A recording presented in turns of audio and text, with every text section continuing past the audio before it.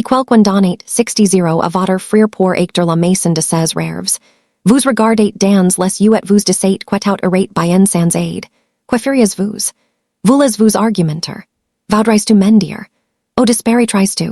Construirais-tu une vie entièrement différente en silence et attendrais-tu le jour où ils auront besoin de toi à la place? Je m'appelle Mason Carter, et c'est exactement ce qui m'est arrivé. J'avais 32, ans la nuit où ma famille a inconsciemment changé le cours de ma vie pour toujours. C'est arrivé lors d'un dîner ordinaire du dimanche. Mon père enfila sa veste, en sortit une enveloppe blanche unie et la glissa lentement sur la table vers mon frère aîné, Ethan. À l'intérieur s'y trouvait un chèque de 60 pour l'aider à acter la maison de ses rêves. Tout le monde sourit. Mes parents ayant serré dans leurs bras les larmes aux yeux, célébrant son nouveau chapitre. En regardant tout celle-ci dérouler, j'ai souri aussi. Puis j'ai passé la question la plus simple à laquelle je pouvais penser.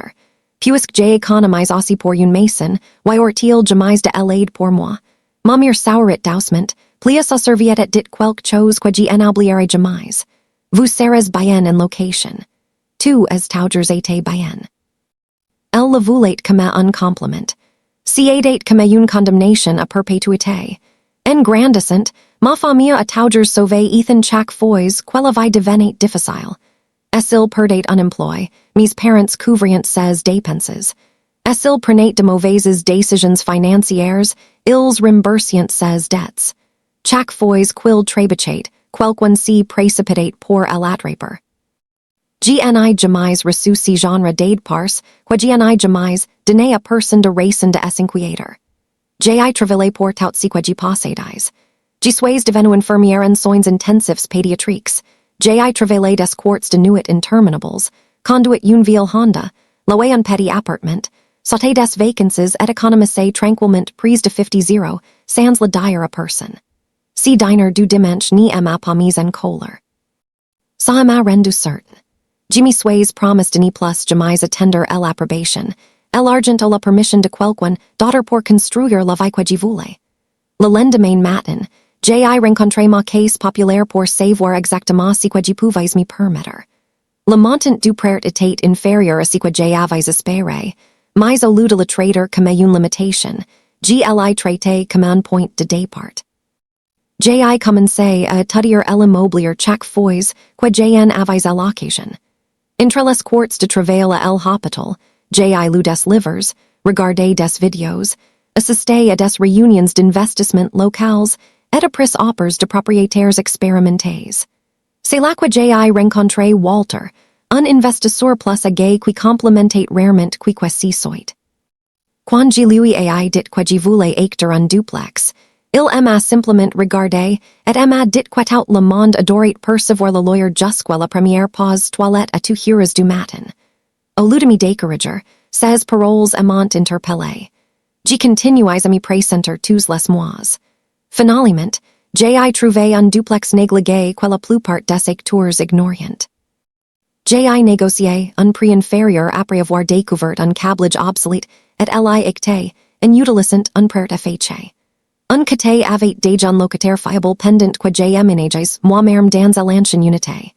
Après avoir épuisé les quarts de travail infirmières de 12 heures, j'ai peint les murs, réparé la plomberie, appris la menuiserie de base et étiré chaque dollar autant que possible. Lentement, tout a commencé à changer. Les revenus locatifs couvrient la majeure partie de mon hypothèque, me laissant avec des coûts de logement plus bas que jamais. Chaque dollar supplémentaire a été réinvesti dans l'épargne. Pendant ces temps, ma famille n'y a jamais remarqué. Chaque dîner du dimanche tournait autour de la belle maison d'Ethan, de ces nouveaux projets et des défis auxquels il était confronté. Une fois, j'ai mentionné avec des involtures que je m'étais intéressé aux propriétés locatives. Tout le monde a parlement. Apparemment, investir dans l'immobilier était impossible pour quelqu'un vivant avec le salaire d'une infirmière. C'était la dernière fois que j'ai en parlé. Au cours des 18 mois suivants, j'ai acheté un autre fixateur supérieur, je l'ai rénové moi-même, je l'ai refinancé après avoir augmenté sa valeur et j'ai utilisé cette équité pour acheter une autre propriété. Walter est lentment devenu mon mentor parce qu'il est rendu compte que je n'y cherchais pas de raccourcis. J'ai aidé prêt à faire le dur travail. Finalement, il m'a fait suffisamment confiance pour qu'il vendure finance le duplex final à partir de son propre portefeuille. Un soir, je me tenais à l'intérieur de ma cuisine en regardant quatre crochets en leighton montés à côté de la porte arrière. Chaque crochet contenait une clé de propriété, quatre clés, 6 logements locatifs, chaque hypothèque si remboursée d'elle-même, et personne dans ma famille en savait rien. Tout est resté comme jusqu'à si qu'un journal d'affaires local publie un article sur mon voyage. Au lever du soleil, mon téléphone en arrêtait pas de sonner. Des collègues aimant félicité, des amis aimant tendu la main.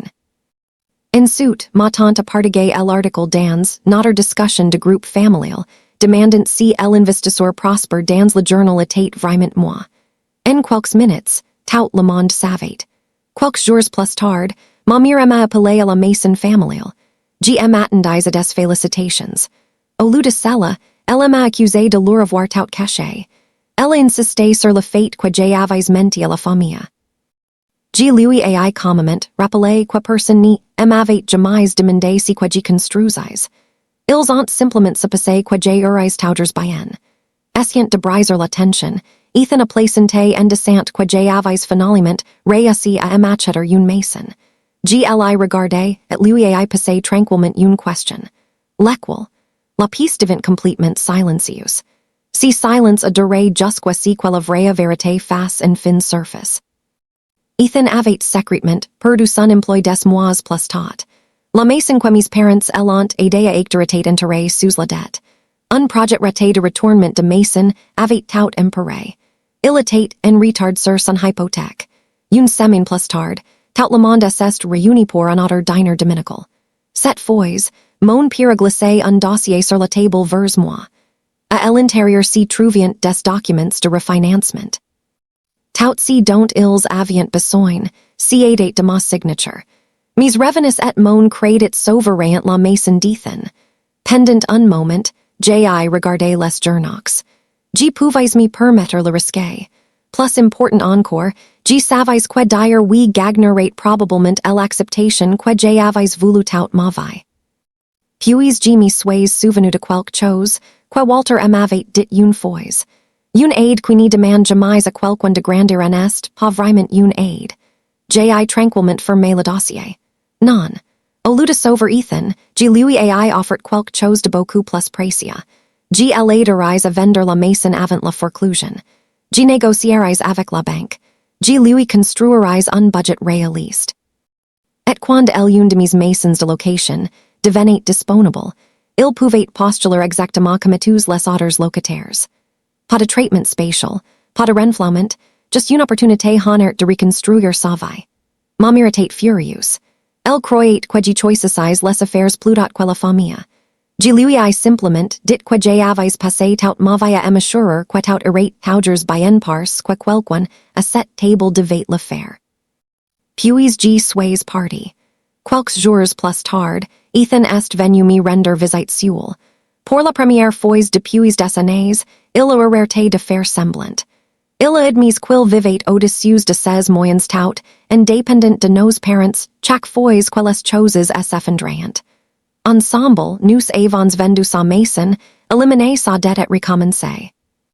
Des mois plus tard, il a loué l'une de mes maisons après avoir rempli la même demande que chaque locataire remplit.